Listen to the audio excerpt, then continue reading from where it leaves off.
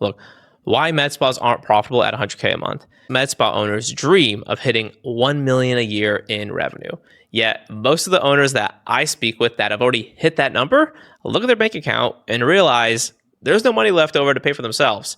Now, if you're a 7-figure med spa owner or aspire to be one, I'm going to go over exactly how spas get into this situation and how to make so much money that you're not going to know what to do with it.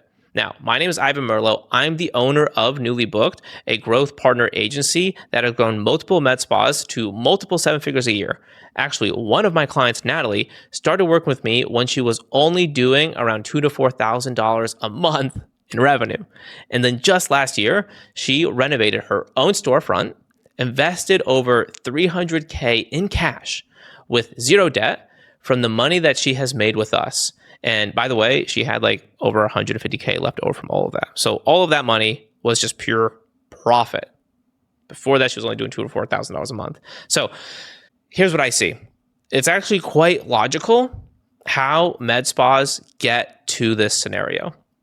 The fundamental problem is just a not understanding of what business that they're in.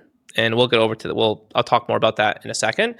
But in essence, you start off, you open up your own med spa, you probably have very little business experience, and you start servicing clients, and you get to your $10,000, $15,000 a month. It's like freaking amazing. Congratulations. And you have patients coming in, and they start asking, oh, do you offer this? Do you offer that? Do you offer this? And you start thinking, okay, well, in order for me to grow, I need to add more. I need to add this service, right? Well, a lot of people are talking about this treatment.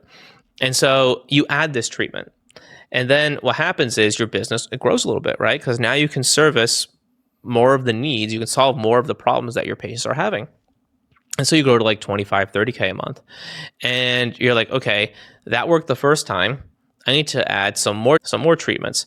And so eventually what happens is every single additional treatment that you add, you realize that it didn't add such a big boost as like the first treatment that you offered, but you are on paper growing. And so then obviously you have to start getting estheticians, you have to start getting more injectors, and you start at the end of it, you kind of get to this like 70 to 100K a month. You have an extremely complicated menu list of treatments. And now the business now is so complicated that you just can't like move anywhere.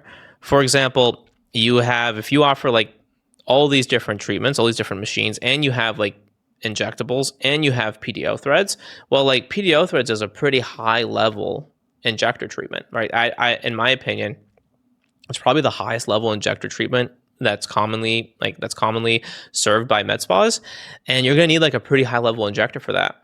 And so let's say even though PDO threads probably aren't a large portion of your revenue in this scenario, maybe it's $15,000 a month in revenue.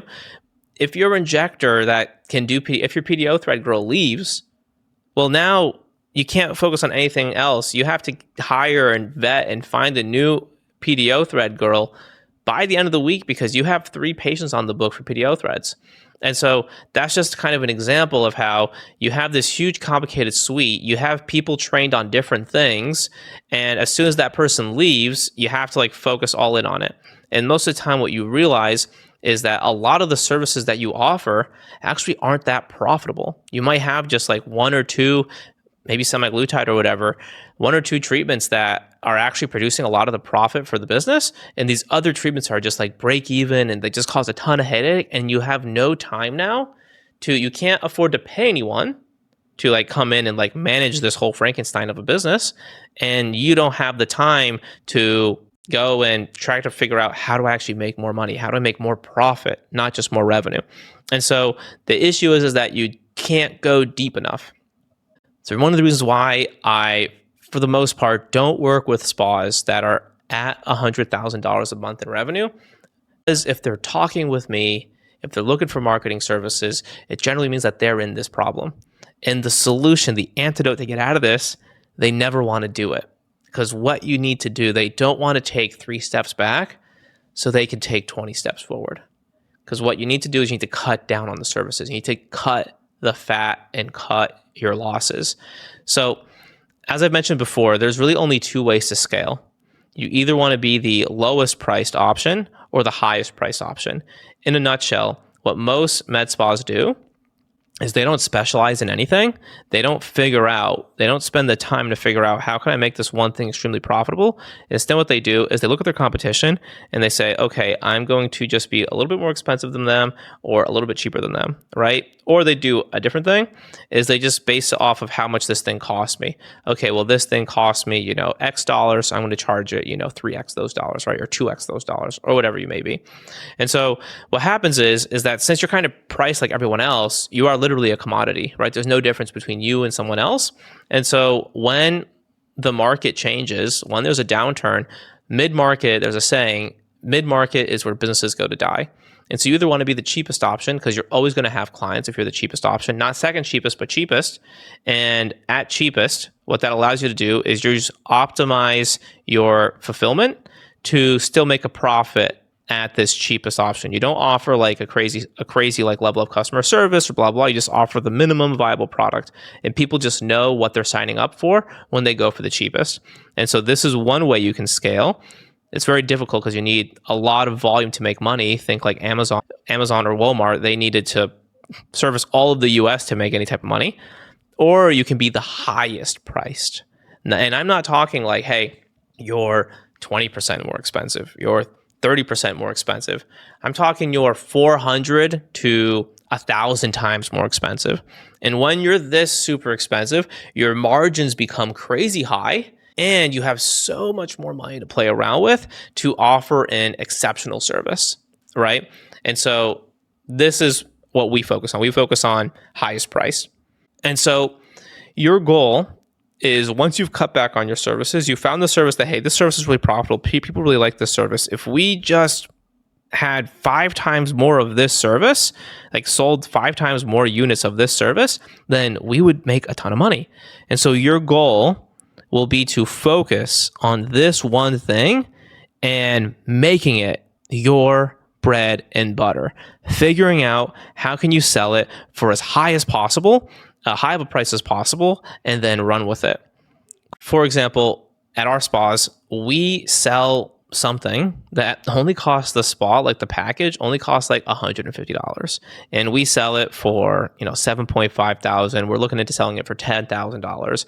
And so you can see how this margin is just so wide that it's like really hard for any spa to beat us in what we do. Yet the spas literally across the street sell it for $800. They sell it for $800. It's funny, I talk to a lot of spas, they actually just don't believe that. And, they just think that we're lying and that whatever, it's a scam, whatever they think, that it doesn't really matter what they think. And the reason why so many spas just can't comprehend how we do this is because we've only been doing this one service for over 2 years.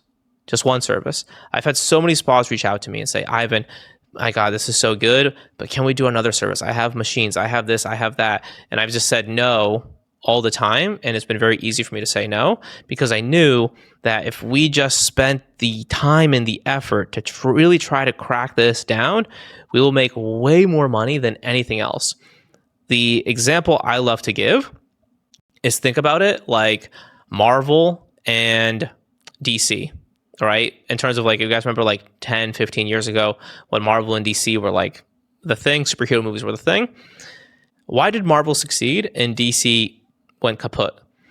Marvel focused first on just a few heroes, right? They made like 3 movies for Iron Man. They made like 2 for Thor, whatever, 2 or 3 for Captain America, blah, blah, blah, blah. They went really, really deep on their core superheroes and then they went wide. Whereas DC first went wide and then tried going deep. It's not the way you want to do it. You want to first go really, really deep because this focus that you have allows you to solve these really complicated problems. And once you've solved those problems, then you can go wide because the problems are going to be relatively the same and you've already solved them all. But as soon as you start going wide, it's going to be very hard to go deeper. It's going to be very hard to go deeper because your attention is going to be split. And so if you do this, right, if you go deep, then you go wide, you will beat every single person in your market because just so many people aren't willing to do that. They would rather go wide because it's so much easier just to buy a new machine, right? All that is just money. Just buy a new machine. But I bet if you're watching this, you have seen other spas or you yourself have bought so many machines, yet revenue has not increased. You are still not doing $1 million or $5 million a year. And that is the universe telling you that you did not properly diagnose what the reason for why your business hasn't been growing. Because if you did, your business would have exploded by now, right? Cool. So if you do that, you're going to make so much money. And maybe I'm going to have to learn a few things from you.